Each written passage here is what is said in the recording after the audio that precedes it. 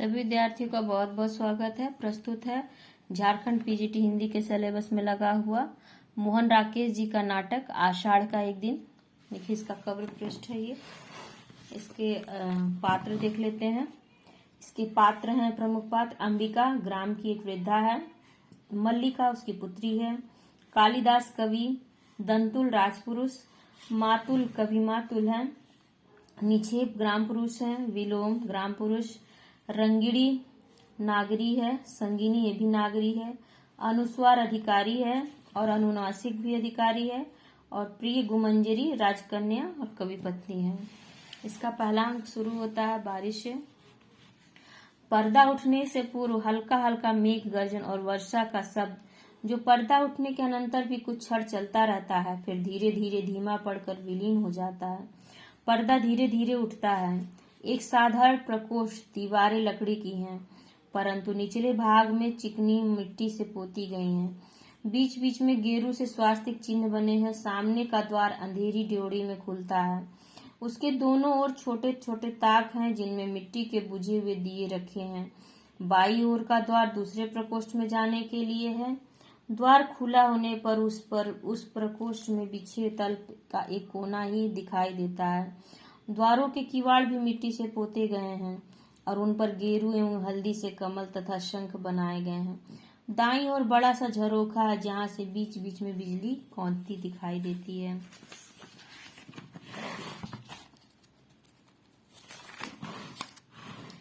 प्रकोष्ठ में एक और चूल्हा है। आसपास मिट्टी और कांसे के बर्तन सहेज कर रखे हैं।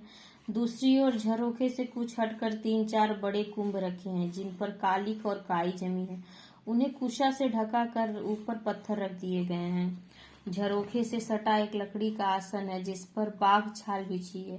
चूल्हे के निकट 2 चौकियां हैं। उन्हीं में से एक पर बैठी अंबिका छाछ में धान फटक रही है। एक बार झरोखे की ओर देखकर वह लंबी सांस लेती है, फिर व्यस्त हो जाती है। सामने का द्वार खुलता है और मल्लिका गीले वस्त्रों में कांपती सिमटती अंदर आती है। अंबिका आंखें झुकाए व्यस्त रहती है। मल्लिका क्षण भर ठिठकती है, फिर अंबिका के पास आ जाती है।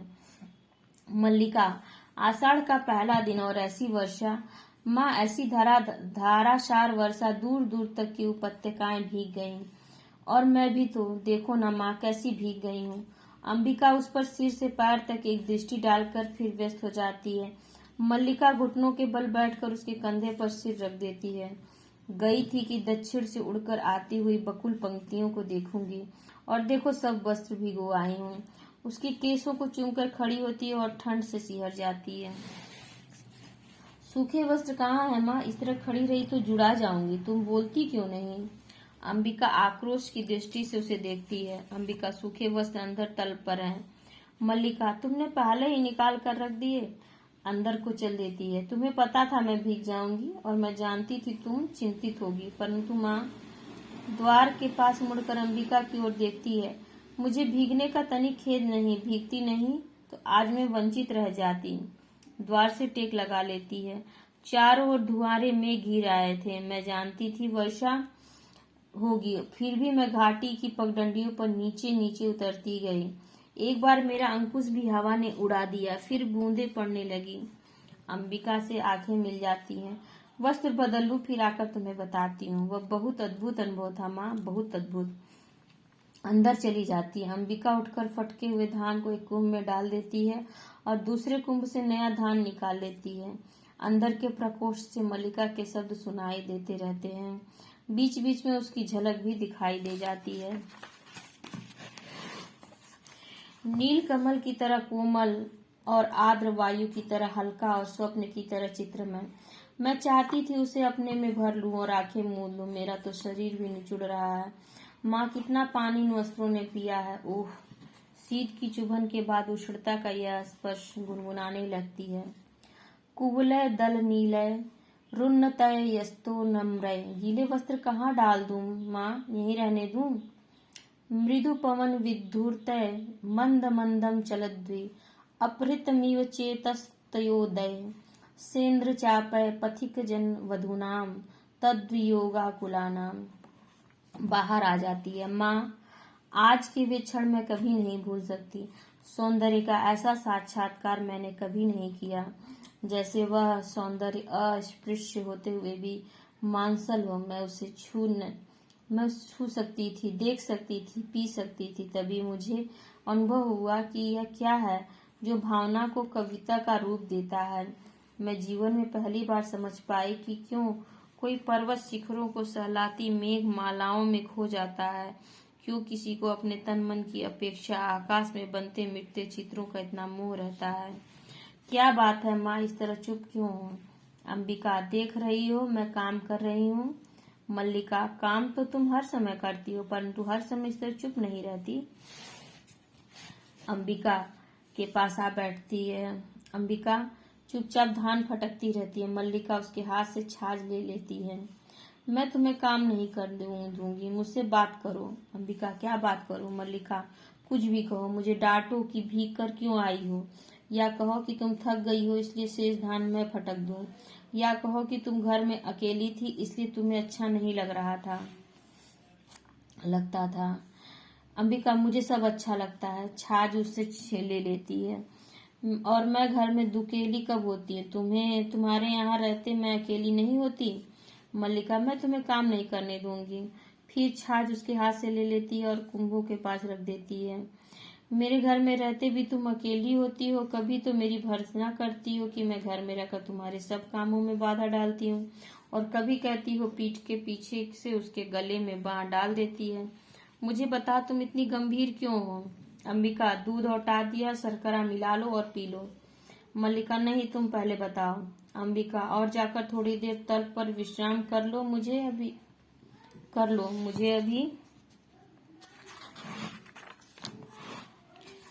मल्लिका, नहीं माँ, विश्राम नहीं करना। थकी कहाँ हूँ जो विश्राम करूँ?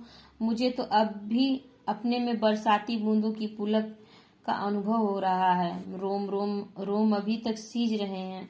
तुम बताती क्यों नहीं? ऐसे करोगी तो मैं भी तुमसे बात नहीं करूंगी। अंबिका कुछ न कहकर आंचल से आंखें पोंछती है और उसके पीछे से हटाकर पास की चौकी पर बैठा देती है। मल्लिका क्षण भर चुपचाप उसकी ओर देखती रहती है। क्या हुआ है माँ, तुम रो क्यों रही हो? अंबिका, कुछ नहीं मल्लिका, कभी बैठे बैठे मन उदास हो जाता है। मल्लिका, बैठे बैठे मन उदास हो जाता है, परंतु बैठे बैठे रोया तो नहीं जाता। तुम्हें मेरी सौगंध है माँ, जो मुझे नहीं बताओ। दूर कुछ कोलाहल और घोड़ों के टापों की शब्द सुनाई देता है। अंबिका उठकर झरोके के पास चली जाती है। मल्लिका क्षण भर बैठी रहती है, फिर वह भी जाकर झरोके से देखने लगती है। टापों का शब्द पास आकर दूर चला जाता है। मल्लिका, ये कौन लोग हैं माँ? अंबिका, संभवतः राज्य के अधिकारी हैं।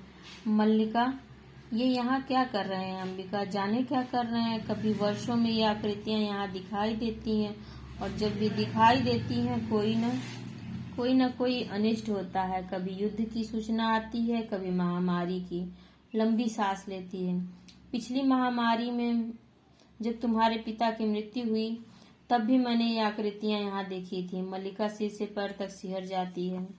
मल्लिका, परंतु आज ये लोग यहाँ किस लिए आए हैं?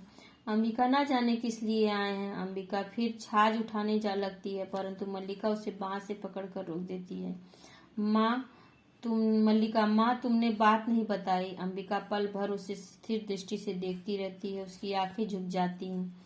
अंबिका, अग्निमित्र आज लौट आया है। छाछ उठाकर अपने स्थान पर चली जाती है। मल्लिका वहीं खड़ी रहती है। मल्लिका, लौट आया है? कहाँ से? अंबिका, जहाँ मैंने उसे भेजा था। मल्लिका, तुमने भेजा था? होठ फड़फड़ाने लगते हैं। वो बढ़कर अंबिका के पास आ जाती है। किंतु मैंने तुमसे कहा था अग्निमित्र को कहीं भेजने की आवश्यकता नहीं। क्रमशः स्वर में और उत्तेजना आ जाती है। तुम जानती हो मैं विवाह नहीं करना चाहती, फिर उसके लिए प्रयत्न क्यों करती हो? तुम समझती हो मैं निरर्थक प्रलाप करती हूँ? अंबिका धान को मुट्ठी में ले लेकर जैसे मसलती हुई छाछ में गिराने लगती है। अंबिका, मैं देख रही हूँ तुम्हारी बात ही सच होने जा रही है। अग्निमित्र संदेश लाया है कि वे लोग इस संबंध के लिए प्रस्तुत नहीं हैं। कहते हैं। मल्लिका, क्या कहते हैं? क्या अधिकार है उन्हें कुछ भी कहने का? मल्लिका का जीवन उसकी अपनी संपत्ति है। वह उसे नष्ट करना चाहती है तो किसी को उस पर आलोचना करने का क्या अधिकार है? अंबिका, मैं कब कहती हूँ मुझे अधिकार है? मल्लिका सिर झटक कर अपनी उत्तेजना को दबाने का प्रयास करती है। मल्लिका, मैं तुम्हारे अधिकार की बात नहीं कह रही। अंबिका, तुम कहो न कहो, मैं कह रही हूँ, आज तुम्हारा जीवन तुम्हारी संपत्ति है, मेरा तुम पर कोई अधिकार नहीं। मल्लिका पास की चौकी पर बैठकर उसके कंधे पर हाथ रख देती है। मल्लिका, ऐसा क्यों कहती हो? तुम मुझे समझने का प्रयत्न क्यों नहीं करती? अंबिका उसका हाथ कंधे से हटा देती। अंबिका, मैं जानती हूँ तुम पर आज अपना अधिकार भी नहीं है, किंतु इतना बड़ा अपवाद मुझसे नहीं सहा जाता। मल्लिका बाहें घुटनों पर रखकर उन पर सिर टिका लेती है। मल्लिका, मैं जानती हूँ माँ, अपवाद होता है, तुम्हारे दुख की बात भी जानती, फिर भी मुझे अपराध का अनुभव नहीं होता। मैंने भावना में एक भावना का वर्ण किया। देखिए, ये पंक्ति बहुत पूछी जाती है परीक्षा में। मैंने भावना में भावना का वर्ण किया है। मैंने भावना में भावना का वर्ण किया है। मेरे लिए वह संबंध, ये पंक्ति देके पूछा जाता है ये कहाँ से आई है, किसका कथन है? तो ये मल्लिका का कथन है। मेरे लिए वह संबंध और सब संबंधों से बड़ा है। मैं वास्तव में अपनी भावना से प्रेम करती हूँ, जो पवित्र है, कोमल है, अनश्वर है।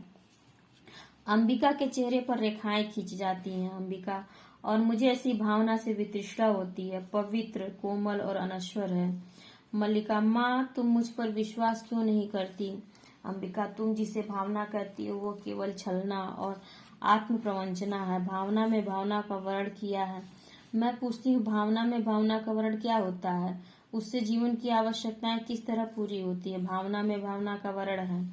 मल्लिका क्षण भर छत की ओर देखती रहती है। मल्लिका, जीवन की स्थूल आवश्यकताएं ही तो सब कुछ नहीं है माँ, उनके अतिरिक्त भी तो बहुत कुछ है।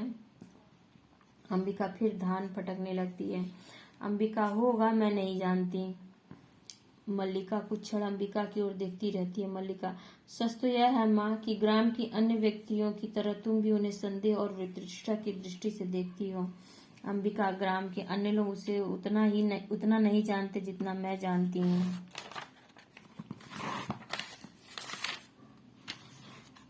क्षण भर दोनों की आंखें मिली रहती हैं। मैं उससे घृणा करती हूँ। मल्लिका के चेहरे पर व्यथा, आवेश तथा विवशता की रेखाएं एक साथ खींच जाती हैं। मल्लिका, माँ। अंबिका, अन्य लोगों को उससे क्या प्रयोजन है, परंतु मुझे है। उसके प्रभाव से मेरा घर नष्ट हो रहा है। ड्योढ़ी की ओर से कालिदास के शब्द सुनाई देने लगते हैं। अंबिका के माथे की रेखाएं गहरी हो जाती हैं। वह छाछ लिए उठ खड़ी होती है, क्षण भर ड्योढ़ी की ओर देखती रहती है, फिर अंदर चल देती है। मल्लिका, ठहरो माँ, तुम चल क्यों दी? अंबिका, माँ का जीवन भावना नहीं कर्म है, उसे घर में बहुत कुछ करना है। चली जाती है। कालिदास एक हरिण शावक को बाहों में लिए पुचकारता हुआ आता है। हरिण शावक के शरीर से लहू टपक रहा है। कालिदास, हम जिएंगे, हरिण शावक जिएंगे, न एक बाढ़ से आहत होकर हम प्राण नहीं देंगे। हमारा शरीर कोमल है तो क्या हुआ, हम पीड़ा सह सकते हैं।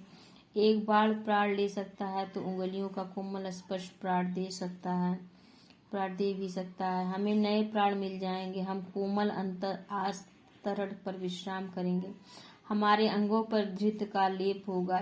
कल हम फिर वन स्थली में घूमेंगे, कोमल दुर्वा खाएंगे ना। मल्लिका अपने को सहेज कर द्वार की ओर जाती है। मल्लिका, यह आहत हरिण शावक, यह ऐसा कौन व्यक्ति है, यहाँ ऐसा कौन व्यक्ति है जिसने इसे आहत किया? क्या दक्षिण की तरह यहाँ भी? कालिदास, आज ग्राम प्रदेश में कई नई आकृतियां देख रहा हूँ। झरोखे के पास जाकर आसन पर बैठ जाता है। राज्य के कुछ कर्मचारी आए हैं। हरिण शावक को वक्ष से सटाकर थपथपाने लगता है। हम सोएंगे, हाँ, हम थोड़ी देर सो लेंगे तो हमारी पीड़ा दूर हो जाएगी, परंतु उससे हमें पहले थोड़ा दूध भी लेना है। मल्लिका, थोड़ा दूध हो तो किसी भाजन में ले आओ।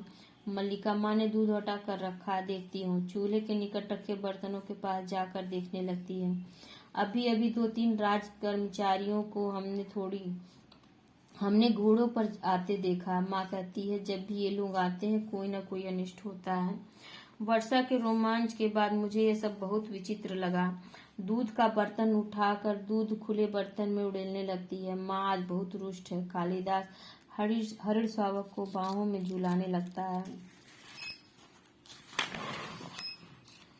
कालिदास, हम पहले से सुखी हैं, हमारी पीड़ा धीरे धीरे दूर हो रही है, हम स्वस्थ हो रहे हैं।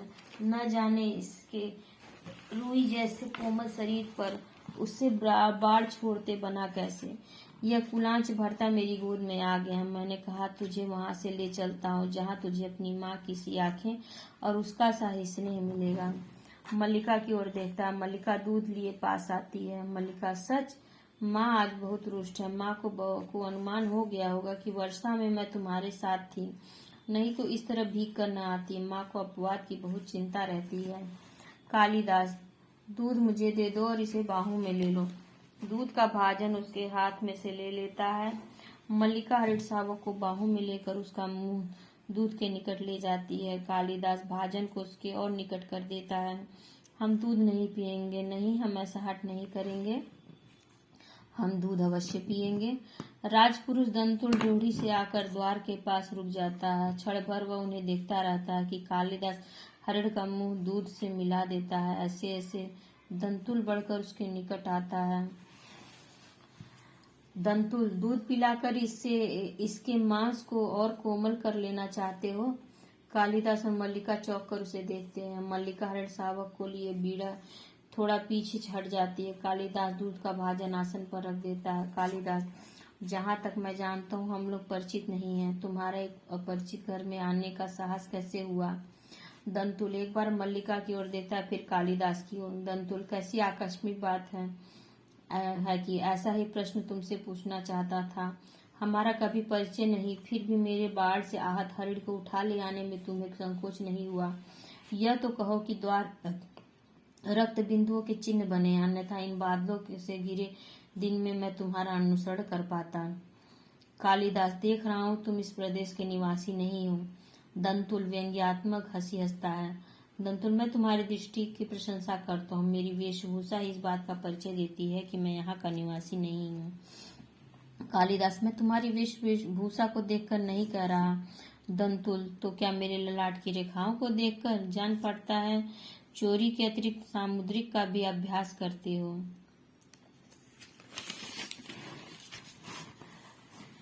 मल्लिका चोट खाई सी आगे आती है। मल्लिका, तुम्हें अच्छा ऐसा लांछन लगाते लज्जा नहीं आती? दंतुल, क्षमा चाहता हूँ देवी, परंतु हरिणशावक जिसे बाहों में लिए हैं मेरे बाढ़ से आहत हुआ, इसलिए ये मेरी संपत्ति है। मेरी संपत्ति मुझे लौटा तो देंगी? कालिदास, इस प्रदेश में हरिणों का आखिर नहीं होता। राजपुरुष, तुम बाहर से आए हो इसलिए इतना ही पर्याप्त है कि हम इसके लिए तुम्हें अपराधी न माने। दंतुल, तो राजपुरुष के अपराध का निर्णय ग्रामवासी करेंगे? ग्रामीण युवक, अपराध और न्याय का शब्दार्थ भी जानते हो? कालिदास, शब्द और अर्थ राजपुरुषों की संपत्ति है। जानकर आश्चर्य हुआ। दंतुल, समझदार व्यक्ति जान पड़ते हो, फिर भी यह नहीं जानते हो कि राजपुरुषों के अधिकार बहुत दूर तक हो जाते हैं। मुझे देर हो रही है, यह हरिणशावक मुझे दे दो। कालिदास, यह हरिणशावक इस पार्वत्य भूमि की संपत्ति है। राजपुरुष और इसी पार्वत्य भूमि के निवासी हम इसके सजाती हैं। तुम यह सोचकर भूल कर रहे हो कि हम इसे तुम्हारे हाथों में सौंप देंगे। मल्लिका इसे अंदर ले जाकर तल पर या किसी आस्तरण पर अंबिका सहसा अंदर से आती है। अंबिका, इस घर के तल्प और आस्तरण हरिशावकों के लिए नहीं है। मल्लिका, तुम देख रही हो माँ? अंबिका, हाँ देख रहे, इसीलिए तो कह रही हूँ, तल्प और आस्तरण मनुष्यों के सोने के लिए, पशुओं के लिए नहीं। कालिदासी से मुझे दे दो। मल्लिका दूध का भाजन नीचे रख देता और बढ़कर हरिशावक को अपनी बाहों में ले लेता है। इसके लिए मेरी बाहों का आस्तरण ही पर्याप्त होगा। मैं इसे घर ले जाऊंगा। द्वार की ओर चल देता है। दंतुल और राजपुरुष, दंतुल तुम्हें ले जाते देखता रहेगा। कालिदास, यह राजपुरुष की रुचि पर निर्भर करता है। बिना उसकी ओर देखे ड्योढ़ी में चला जाता है। दंतुल, राजपुरुष की रुचि अरुचि क्या होती है? संभवतः इसका परिचय तुम्हें आवश्यक होगा। कालिदास बाहर चला जाता है, केवल उसका शब्द ही सुनाई देता है। कालिदास, संभवतः। दंतुल, संभवतः। साथ तलवार की मुठ पर हाथ रखे उसके पीछे जाना चाहता है। मल्लिका शीघ्रता से द्वार के सामने खड़ी हो जाती है। मल्लिका, ठहरो राजपुरुष, हरिणशावक के लिए हठ मत करो। तुम्हारे लिए प्रश्न का अधिकार है, उसके लिए संवेदना का। कालिदास, निशस्त्र होते हुए तुम्हारे शस्त्र की चिंता नहीं करेंगे। दंतुल, कालिदास, तुम्हारा अर्थ है कि मैं जिसने हरिणशावक के लिए तर्क कर रहा था वे कवि कालिदास हैं? मल्लिका, हाँ हाँ, परंतु तुम कैसे जानते हो कालिदास कवि हैं? दंतुल कैसे जानता हूँ? उज्जैनी की राज्यसभा का प्रत्येक व्यक्ति ऋतु संहार के लेखक कवि कालिदास को जानता है। मल्लिका, उज्जैनी की राज्यसभा का प्रत्येक व्यक्ति उन्हें जानता है। दंतुल, सम्राट ने स्वयं ऋतु संहार पढ़ा है और उनकी प्रशंसा की है, इसलिए आज उज्जैनी का राज्य ऋतु संहार के लेखक का सम्मान करना और उन्हें राजकवि का आसन देना चाहता है। आचार्य वर रुचि इसी उद्देश्य से उज्जैनी आए हैं। मल्लिका सुनकर स्तंभित सी हो रहती है। मल्लिका, उज्जैनी का राज्य उन्हें सम्मान देना चाहता है, राजकवि का आसन। दंतुल, मुझे खेद है, मैंने उनके साथ अशिष्टता का व्यवहार किया, मुझे जाकर उनसे क्षमा मांगनी चाहिए। चला जाता है। मल्लिका कुछ क्षण उसी तरह खड़ी रहती है, फिर सहसा हो जैसे उसकी चेतना लौट आती है। अंबिका इस बीच दूध का बाजन उठाकर कोने में रख देती है। जिस पात्र में पहले दूध रखा हो उसे देखती है। उसमें जो दूध शेष है उसे एक छोटे पात्र में डालकर शक्कर मिलाने लगती है। हाव से ऐसे स्थिर है जैसे वो अंदर ही अंदर बहुत उत्तेजित हो। मल्लिका निचला होठ दांतों में दबाए दौड़कर उसके निकट आती है। मल्लिका, तुमने सुना माँ, राज उन्हें राजकवि का आसन देना चाहता है। अंबिका हाथ से गिरते हुए दूध के पात्र को किसी तरह संभाल लेती है। अंबिका, गीले वस्त्र मैंने सूखने के लिए फैला दिए हैं, थोड़ा सा दूध शेष है, इसमें शर्करा मिला दी है। मल्लिका, तुमने सुना नहीं माँ, राजपुरुष क्या कह रहा था? अंबिका, दूध पी लो, आशा करती हूँ अब यहाँ किसी और का आतिथ्य नहीं होना है। मल्लिका, आतिथ्य मैं चाहती हूँ आज इस घर में सारे संसार का आतिथ्य कर सकूं। दूध का पात्र अंबिका के हाथ से ले लेती है। तुम्हें इस दूध से नहला दूं माँ? पात्र ऊंचा उठा देती है। अंबिका पात्र उसके हाथ से ले लेती है। अंबिका, मैं दूध से बहुत नहा चुकी हूँ। मल्लिका, तुम कितनी निष्ठुर हो माँ, तुमने सुना नहीं, राज्य उन्हें सम्मान दे रहा है, फिर भी तुम। अंबिका, मल्लिका, तुम कितनी निष्ठुर हो। अंबिका, दूध पी लो और फिर से वर्षा में भीगने का मुंह न हो तो मैं तुम्हारे लिए आस्तरण बिछा दूं। मैं जैसी निष्ठुर हूँ रहने दो। मल्लिका उसके गले में बाढ़ डाल देती है। मल्लिका, नहीं, तुम निष्ठुर नहीं हो, मैंने कब कहा तुम निष्ठुर हो? अंबिका, नहीं, तुमने नहीं कहा, दूध पी लो। मल्लिका दूध का पात्र उसके हाथ से लेकर एक घूंट में दूध पी जाती है और पात्र कोने में रख देती है। फिर अंबिका का हाथ खींचकर उसे बिठा देती है और स्वयं उसकी गोदी में लेट जाती है। मल्लिका, माँ, तुम सोच सकती हो आज मैं कितनी प्रसन्न हूँ। अंबिका, मेरे पास कुछ भी सोचने की शक्ति नहीं है, अब उठ जाने दो, मुझे बहुत काम करना है। उठने का प्रयत्न करती है। मल्लिका उसे रोके रहती है। मल्लिका, नहीं नहीं नहीं, उठो नहीं, इसी तरह बैठी हो, राज्य उन्हें सम्मान दे रहा है माँ, उन्हें राजकवि का आसन प्राप्त होगा। सहसा अंबिका की गोदी सटकर उठ बैठ जाती है। उस व्यक्ति को जिसे उसके निकट के लोगों ने आज तक समझने का प्रयत्न नहीं किया, जिसे घर में और घर के बाहर केवल लांछना और प्रताड़ना ही मिली है। अब तो तुम विश्वास करती हो माँ कि मेरी भावना निराधार नहीं है। अंबिका उठ खड़ी होती है। अंबिका, मैं कह चुकी हूँ, मेरी सोचने समझने की शक्ति जड़ हो चुकी है। मल्लिका, क्यों माँ, तुम्हें इतना पूर्वाग्रह है? क्यों तुम उनके संबंध में उदारता पूर्वक नहीं सोच सकती? अंबिका, मेरी वो अवस्था बीत चुकी है जब यथार्थ से आंखों में मूंद कर जिया जाता है, अंदर जाने लगती है। मल्लिका उठकर खड़ी हो जाती है। मल्लिका, और तुम्हारी यथार्थ दृष्टि केवल दोष ही दोष देखती है। अंबिका मुड़कर पल भर उसे देखती रहती है। अंबिका, जहाँ दोष है वहाँ अवश्य वह दोष देखती है। मल्लिका, उनमें तुम्हें क्या दोष दिखाई देता? अंबिका, वह व्यक्ति आत्मसीमित है, संसार में अपने सिवा उसे और किसी से मोह नहीं है। मल्लिका, इसीलिए कि वे मातुल की गौवें न हाँक कर बादलों में खोए रहते हैं। अंबिका, इस मुझे मातुल से और उसकी गौओं से प्रयोजन नहीं है, मैं केवल अपने घर को देखकर कहती हूँ। मल्लिका, बैठ जाओ माँ। अंबिका को हाथ से पकड़कर झरोखे के पास आसन पर ले आती है। मैं तुम्हारी बात समझना चाहती हूँ। अंबिका, मैं भी चाहती तुम आज समझ लो। तुम कहती हो तुम्हारा उससे भावना का संबंध, यह भावना क्या है? मल्लिका, मैं उसे कोई नाम नहीं देती। अंबिका के पैरों के पास बैठ जाती है। अंबिका, परंतु लोग उसे नाम देते हैं, यदि वास्तव में उसका तुमसे संबंध है तो वह क्यों तुमसे विवाह नहीं करना चाहता?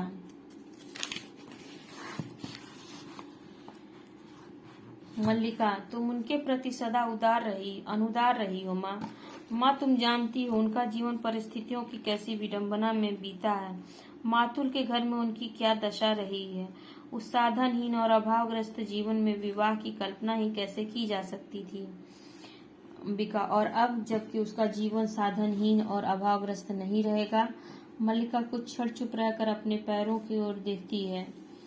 किसी संबंध से बचने के लिए अभाव जितना बड़ा कारण होता है, अभाव की पूर्ति उससे बड़ा कारण बन जाती है। मल्लिका, यह तुम्हारी नहीं विलोम की भाषा है। अंबिका, मैं ऐसे व्यक्ति को अच्छी तरह समझती हूँ। तुम्हारे साथ उसका इतना ही संबंध है कि तुम एक उपादान हो जिसके आश्रय से वो अपने से प्रेम कर सकता है, अपने पर गर्व कर सकता है, परंतु तुम क्या सजीव व्यक्ति नहीं हो? तुम्हारे प्रति उसका या तुम्हारा कोई कर्तव्य नहीं है? कल तुम्हारी माँ का शरीर नहीं रहेगा और घर में एक समय के भोजन की व्यवस्था भी नहीं होगी, तो जो प्रश्न तुम्हारे सामने उपस्थित होगा उसका तुम क्या उत्तर दोगी? तुम्हारी भावना उस प्रश्न का समाधान कर देगी? फिर कह दो यह मेरी नहीं विलोम की भाषा है। मल्लिका सिर झुकाए कुछ क्षण चुप बैठी रहती है, फिर अंबिका की ओर देखती है। मल्लिका, माँ, आज तक का जीवन किसी तरह बीता ही है, आगे का भी बीत जाएगा। आज जब उसका जीवन एक नई दिशा ग्रहण कर रहा है, मैं उसके सामने अपने स्वार्थ की घोषणा नहीं करना चाहती। बाहर से मातुल के शब्द सुनाई देने लगते हैं। मातुल, अंबिका, अंबिका, घर में हो कि नहीं? अंबिका और मल्लिका ड्योढ़ी की ओर देखती है। मातुल अस्त व्यस्त आता है। मातुल, हो घर में हो। मैं आज सारे ग्राम में घोषणा करने जा रहा हूँ कि मेरा इस कालिदास नामधारी जीव से कोई संबंध नहीं है। मल्लिका, क्या हुआ आर्य? मातुल, मैंने इसे पाला पोसा बड़ा किया, क्या इसी दिन के लिए कि यह इस तरह कुलद्रोही बने? मल्लिका, परंतु उन्हें तो सुना है राज्य की ओर से सम्मानित किया जा रहा है। उज्जैनी से कोई आचार्य आए हैं। मातुल, यही तो कह रहा हूँ, उज्जैनी से कोई आचार्य आए हैं। मल्लिका, परंतु आप तो कह रहे हैं। मातुल, मैं ठीक कह रहा हूँ, आचार्य कल ही से अपने साथ उज्जैनी ले जाना चाहते हैं। मल्लिका, किंतु? मातुल, 2 रथवा और 4 अश्वरोही उसके साथ हैं। मैं तुमसे नहीं कहता था अंबिका कि हमारे प्रपितामह के एक दौहित्र का पुत्र गुप्त राज्य की ओर से शकों से युद्ध कर चुका है। अंबिका, तुम अपने भागिने की बात कर रहे थे। मातुल, उसी की बात कर रहा हूँ अंबिका। तुम समझो कि इस तरह से राज्य की ओर से हमारे वंश का सम्मान किया जा रहा और वे वंशावतंस कहते हैं। मुझे यह सम्मान नहीं चाहिए। मल्लिका सहसा उठकर खड़ी हो जाती है। मैं राजकीय मुद्राओं से कृत होने के लिए नहीं हूँ। उत्तेजना में एक कोने से दूसरे कोने तक टहलने लगता है। मल्लिका कुछ क्षण विस्मृत सी खड़ी रहती है। मल्लिका, वे राजकीय सम्मान को स्वीकार नहीं करना चाहते। मातुल, मेरी समझ में नहीं आता, इसमें क्रय विक्रय की क्या बात है? सम्मान मिलता है, ग्रहण करो, नहीं कविता का मूल्य ही क्या है? मल्लिका, कविता का कुछ मूल्य है आर्य मातुल, तभी तो सम्मान का भी मूल्य है। मैं समझती हूँ उनके हृदय में यह सम्मान कहाँ चुभता है। अंबिका कुछ सोचती सी अपने अंकुश को उंगलियों में मसलने लगती है। अंबिका, मैं तुम्हें विश्वास दिलाती हूँ, वो उज्जैनी अवश्य जाएगा। मातुल उसी तरह टहलता रहता है। मातुल, अवश्य जाएगा, वे लोग इसके अनुचर हैं जो अभी स्तुति करके इसे ले जाएंगे।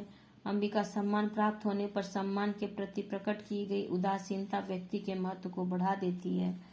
तुम्हें प्रसन्न होना चाहिए कि तुम्हारा भागिने लोक नीति में निष्णात है।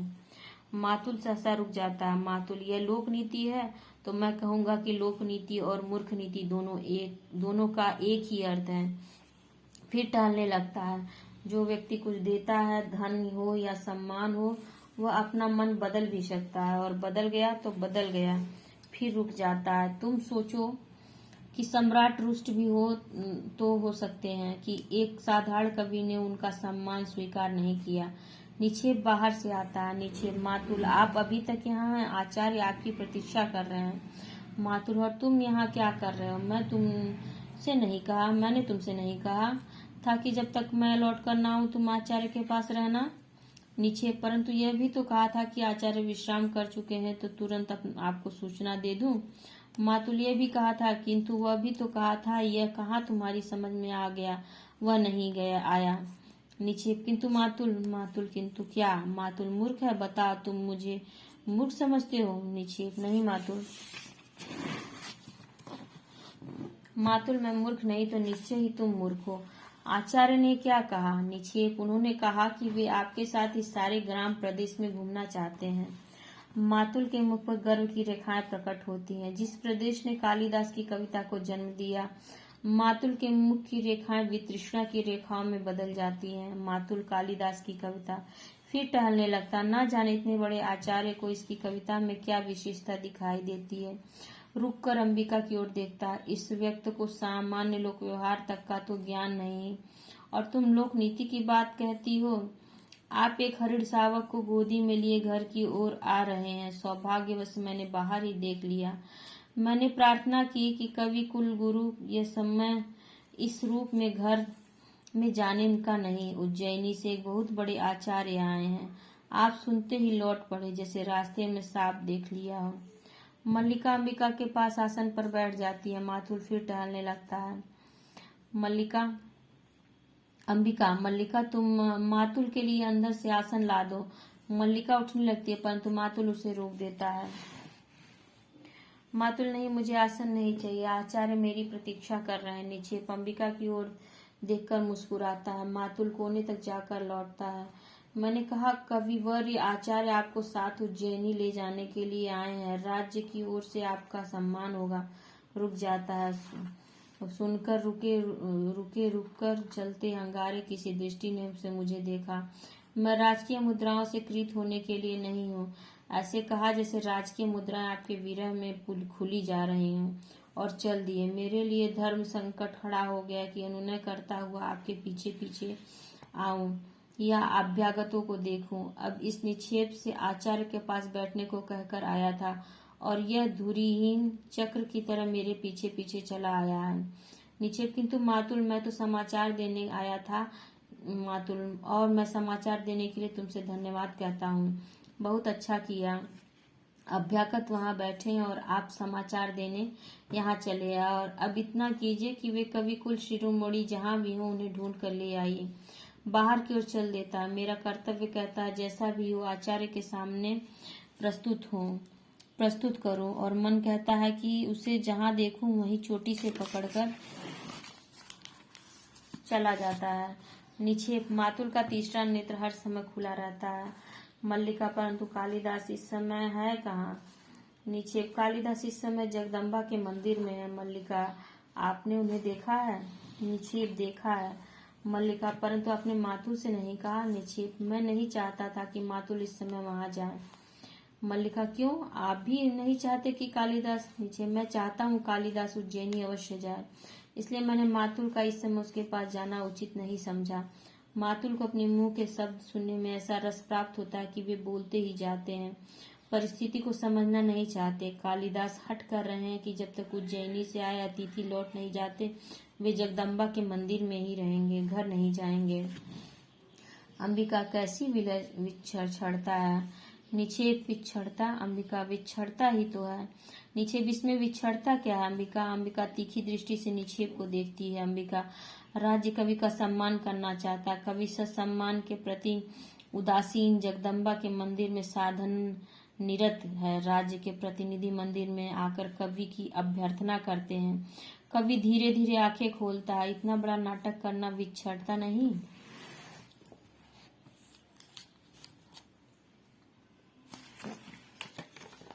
देखिए, कुछ चित्र दिए गए हैं इस नाटक के मंचन का। बीच में इस नाटक का बहुत मंचन किया गया है कई जगहों पर, यहाँ तक कि विदेशी कलाकारों ने भी इस नाटक का मंचन किया हुआ है। ये सारे चित्र इसी में दिए हुए हैं पुस्तक में।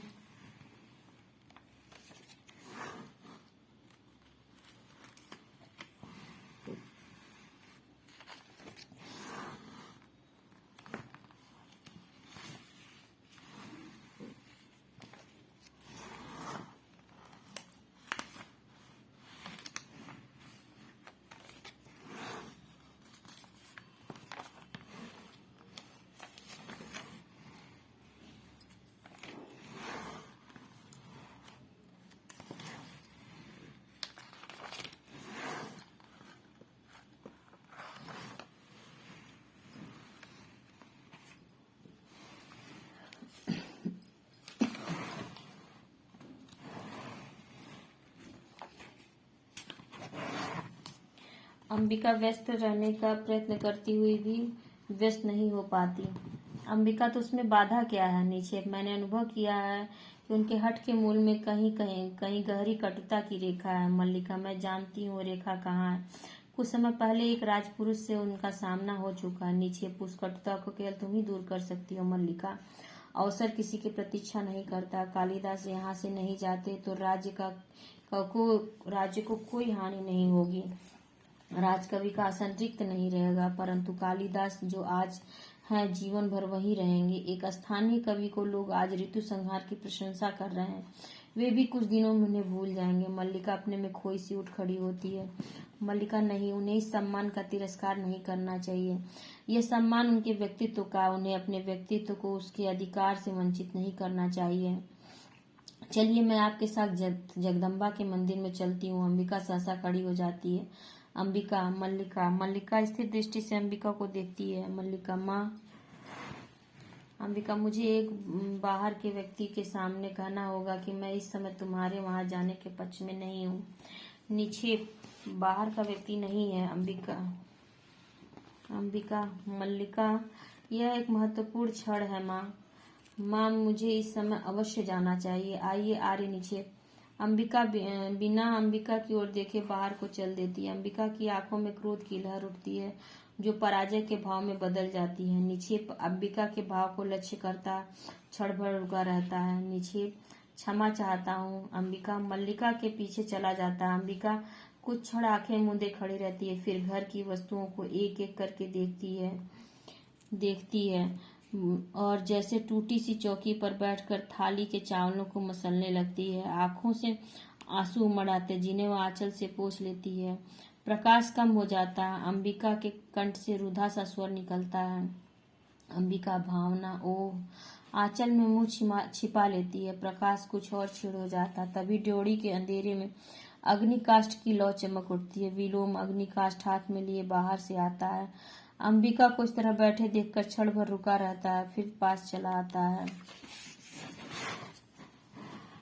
विलोम, घिरे हुए मेघों ने आज अंधकार कर दिया। अंबिका, या तुम्हें समय का ज्ञान नहीं रहा। अंबिका आंचल से मुंह उठाती है। अग्निकाष्ठ के प्रकाश में उसके मुंह की रेखाएं गहरी और आंखें धसी सी दिखाई देती हैं। आश्चर्य, तुमने दीपक नहीं जलाया? अंबिका, विलोम, तुम यहाँ क्यों आए हो? विलोम बाईं ओर उसके दीपक के निकट चला जाता है। विलोम, दीपक जला दूं? अग्निकाष्ठ से छूकर दीपक जला देता है। विलोम का आना ऐसे आश्चर्य का विषय नहीं है। जाकर सामने के दीपक जलाने लगता है। अंबिका उठ खड़ी होती है। अंबिका, चले जाओ। विलोम, तुम जानते हो कि तुम्हारा यहाँ आना। विलोम मल्लिका को सह नहीं, दीपक जलाकर अंबिका की ओर देखता है। जानता हूँ अंबिका, मल्लिका बहुत भोली है। वह लोक जीवन के संबंध में कुछ नहीं जानती। दीवार में बने आधार में अग्निकाष्ठ तिरछा लगा देता है। वह नहीं चाहती कि मैं इस घर में आऊं। क्यों? कि कालिदास नहीं चाहता। घूमकर अंबिका के पास आता है। और कालिदास क्यों नहीं चाहता? क्योंकि मेरी आंखों में उसे अपने हृदय का सत्य झांकता दिखाई देता है। उसे उलझन होती है कि तुम तो जानती हो अंबिका, मेरा एकमात्र दोष है कि मैं जो अनुभव करता हूँ स्पष्ट कह देता हूँ। अंबिका, इस समय तुम्हारे दोष अदोष का विवेचन नहीं करना चाहती। विलोम, देख रहा हूँ इस समय तुम बहुत दुखी हो। और तुम दुखी कब नहीं रही अंबिका? तुम्हारा तो जीवन ही पीड़ा का इतिहास है। पहले से कहीं दुबली हो गई हो। सुना है कालिदास उज्जैनी जा रहा है। अंबिका, मैं नहीं जानती। विलोम जैसे उसकी बात न सुनकर झरोखे के पास चला जाता है।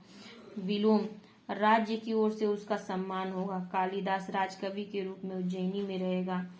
मैं समझता हूँ उसके जाने से पहले ही उसका और मल्लिका का विवाह हो जाना चाहिए। इस संबंध में तुमने सोचा तो होगा। अंबिका, इस समय कुछ भी सोचना नहीं चाहती। मैं इस समय कुछ भी सोचना नहीं चाहती। विलोम, तुम मल्लिका की माँ हो, इस विषय में सोचना नहीं चाहती? आश्चर्य है। अंबिका, मैंने तुमसे कहा है विलोम, तुम चले जाओ। विलोम, कालिदास उज्जैनी चला जाएगा और मल्लिका, जिसका नाम उसके कारण सारे प्रांतर में अपवाद का विषय बना है, पीछे यहाँ पड़ी रहेंगी। क्यों अंबिका?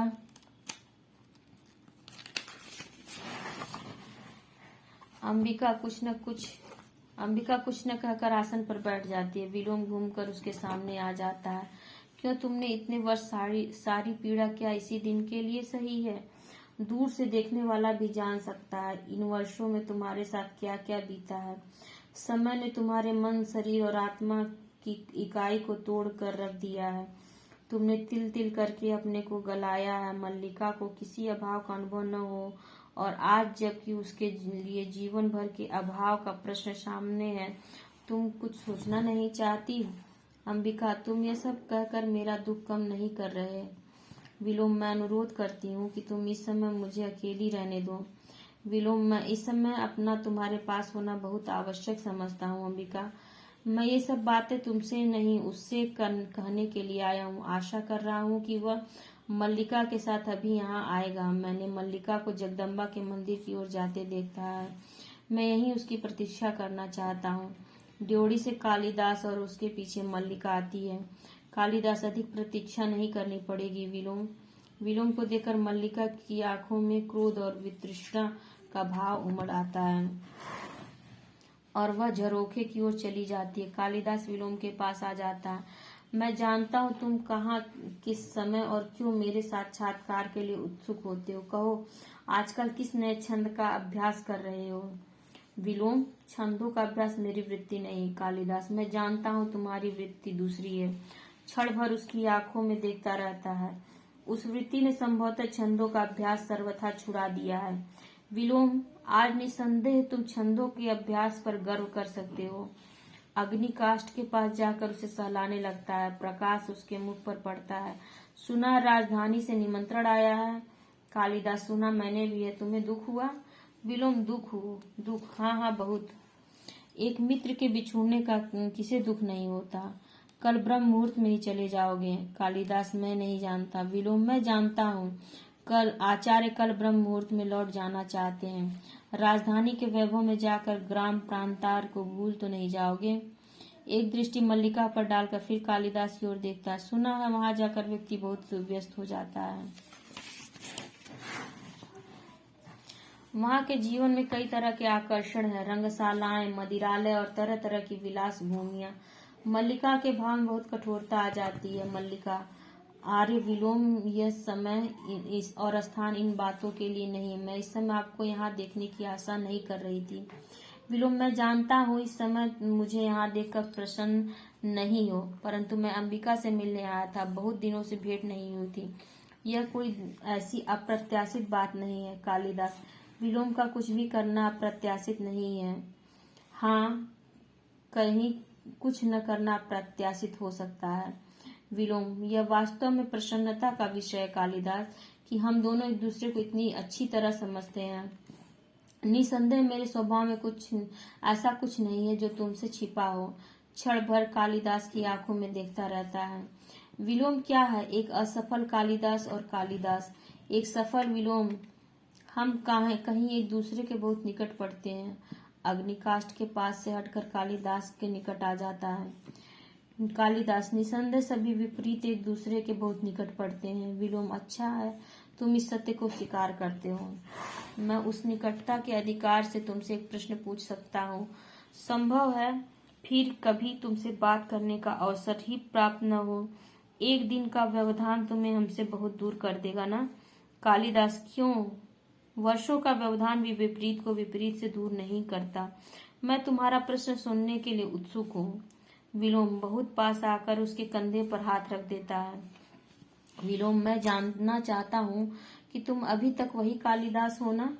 अर्थपूर्ण दृष्टि से अंबिका की ओर देख लेता है। कालिदास, मैं तुम्हारा अभिप्राय नहीं समझ सका। उसका हाथ अपने कंधे से हटा देता है। विलोम, मेरा अभिप्राय है कि तुम अभी तक वही व्यक्ति हो जो कल तक थे। मल्लिका झरोखे के पास से उधर को बढ़ जाती है। मल्लिका, आर्य विलोम, मैं इस प्रकार की अनर्गलता क्षम्य नहीं समझती। विलोम, अनर्गलता? अंबिका के निकट आ जाता है। कालिदास दो एक पग दूसरी ओर चला जाता है। इसमें अनर्गलता क्या है? मैं बहुत सार्थक प्रश्न पूछ रहा हूँ। क्यों कालिदास, मेरा प्रश्न सार्थक नहीं? क्यों अंबिका? अंबिका अव्यवस्थित भाव से उठ खड़ी होती है। अंबिका, मैं इस संबंध में कुछ नहीं जानती और नहीं जानना चाहती। अंदर की ओर चल देती है। विलोम, ठहरो अंबिका। अंबिका रुक कर उसकी ओर देखती है। आज तक ग्राम प्रांतन में कालिदास के साथ मल्लिका के संबंध को लेकर बहुत कुछ कहा जाता रहा। मल्लिका एक पग और आगे आ जाती है। मल्लिका, अरे विलोम उस दृष्टि में रखते हुए क्या यह उचित है नहीं कि कालिदास यह स्पष्ट बता दे कि उसे उज्जैनी अकेले ही जाना है या? मल्लिका, कालिदास आपके किसी भी प्रश्न का उत्तर देने के लिए बाध्य नहीं है। विलोम, मैं कब कहता हूँ बाध्य है, परंतु संभव है कालिदास का अंतःकरण उसे उत्तर देने के लिए बाध्य करे। क्यों कालिदास मुड़ पड़ता है। दोनों एक दूसरे के सामने आ जाते हैं। कालिदास, मैं तुम्हारी प्रशंसा करने के लिए अवश्य बाध्य हूँ। तुम दूसरों के घरों में ही नहीं, उनके जीवन में भी अनधिकार प्रवेश कर जाते हो। विलोम, अनधिकार प्रवेश? मैं? क्यों अंबिका, तुम्हें कालिदास की यह बात कहाँ तक संगत प्रतीत होती है कि मैं विलोम दूसरे के जीवन में अनधिकार प्रवेश कर जाता हूँ? अंबिका, मैं कह चुकी हूँ, मुझे इस संबंध में कुछ भी नहीं कहना है। अंदर चली जाती विलोम, बस चल ही दी। अच्छा कालिदास, तुम ही बताओ, तुम्हें अपनी यह बात कहाँ तक संगत प्रतीत होती है? मैंने किसके जीवन में अनधिकार प्रवेश किया है? चलो ग्राम प्रांतर में चलकर किसी से भी पूछ लें। विदग्ध दृष्टि से उसे देखता है, फिर अग्निकाष्ठ के पास जाकर उसे आधार से हाथ में ले लेता है। तो तुम अपने अंतःकरण से भी मेरे प्रश्न का उत्तर देने के लिए बाध्य नहीं हो। संभवतः प्रश्न ही ऐसा है। कालिदास, तुम कुछ भी अनुमान लगाने के लिए स्वतंत्र हो। मैं इतना ही जानता हूँ कि मुझे ग्राम प्रांतार छोड़कर उज्जैनी जाने का तनिक मोह नहीं। विलोम उन्मुख कालिदास के मुख के निकट ले आता है। विलोम, निसंदेह तुम्हें ऐसा मोह क्यों होगा? साधारण व्यक्ति को हो सकता है, तुम्हें क्यों होगा? परंतु मैं केवल इतना जानना चाहता था कि यदि ऐसा हो, क्षण भर के लिए स्वीकार कर लिया जाए कि तुम जाने का निश्चय कर लो, तो उस स्थिति में क्या यह उचित नहीं कि मल्लिका उसके और कालिदास के बीच में आ जाती है? अग्निकाष्ठ का प्रकाश उसके मुंह पर पड़ने लगता है। मल्लिका, अरे विलोम, आप अपनी सीमा से आगे जाकर बात कर रहे हैं। मैं बच्ची नहीं हूँ, अपना भला बुरा सब समझती हूँ। आप संभवतः यह अनुभव नहीं कर रहे हैं कि आप यहाँ इस समय एक अनचाहे अतिथि के रूप में उपस्थित है। विलोम, ये अनुभव करने की मैंने आवश्यकता नहीं समझी। तुम मुझसे घृणा करती हो, मैं जानता हूँ, परंतु मैं तुमसे घृणा नहीं करता। मेरे यहाँ होने के लिए इतना ही पर्याप्त है। अग्निकाष्ठ का प्रकाश फिर कालिदास के चेहरे पर डालता है। और एक बात कालिदास से भी करना चाहता हूँ। अर्थपुष्ट दृष्टि से कालिदास को देखकर फिर मल्लिका की ओर देखता है। तुम कालिदास के बहुत निकट हो, परंतु मैं कालिदास को तुमसे अधिक जानता हूँ। पुनः एक एक करके दोनों की ओर देखता और ड्योढ़ी की ओर चल देता है। ड्योढ़ी के पास से मुड़कर फिर कालिदास की ओर देखता है। तुम्हारी यात्रा शुभ हो कालिदास। तुम जानते हो विलोम, तुम्हारा भी शुभ चिंतक है। कालिदास, यह मुझसे अधिक कौन जान सकता है? विलोम के कंठ से तिरस्कारपूर्ण स्वर निकलता है और वह मल्लिका की ओर देखता है। विलोम, अनचाहा अतिथि संभवतः फिर भी कभी आ पहुंचे, तब के लिए भी क्षमा चाहते हुए व्यंग के साथ मुस्कुराकर चला जाता है। कालिदास क्षण भर मल्लिका की ओर देखता रहता है, फिर झरोखे के पास चला जाता है। मल्लिका फिर उदास हो गए। कालिदास झरोखे से बाहर देखता रहता है। देखो, तुम मुझे वचन दे चुके हो। कालिदास लौटकर उसके पास आ जाता है। कालिदास एक बार फिर सोचो मल्लिका, प्रश्न सम्मान और राजस्व स्वीकार करने का ही नहीं, उससे कहीं बड़ा एक प्रश्न मेरे सामने है मल्लिका, और वह प्रश्न मैं हूँ ना? उसे बाहों में पकड़कर आसन पर बिठा देती है। यहाँ बैठो, तुम मुझे जानते हो ना? कालिदास उसकी ओर देखता रहता है। तुम समझते हो कि तुम इस अवसर को ठुकरा कर यहाँ रह जाओगे तो मुझे सुख होगा? उमड़ते आंसुओं को दबाने के लिए आंखें झपकाती है और ऊपर की ओर देखने लगती है। मैं जानती हूँ तुम्हारे चले जाने से मेरे अंतर को एक रिक्तता छा लेगी। बाहर भी संभवतः बहुत सूना प्रतीत होगा, फिर भी मैं अपने साथ छल नहीं कर रही, मुस्कुराने का प्रयत्न करती। मैं हृदय से कहती हूँ, तुम्हें जाना चाहिए। कालिदास, चाहता हूँ इस समय अपनी आंखें देख सकती हो? मल्लिका, मेरी आंखें इसलिए गीली हैं कि तुम मेरी बात नहीं समझ रहे। उसके पैरों के पास बैठकर उसके घुटनों पर कूनियां रख देता है।